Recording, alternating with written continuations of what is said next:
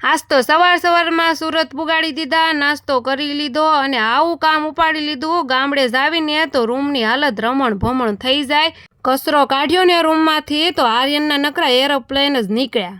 તો બપોર પડતા પડતા રૂમ સાફ થઈ ગઈ. બધાને પોતપોતાના ઠેકાણે બેહારી દીધા. હારે હારે આ પંખાને કાળામાંથી ધોળો કરી નાખ્યો.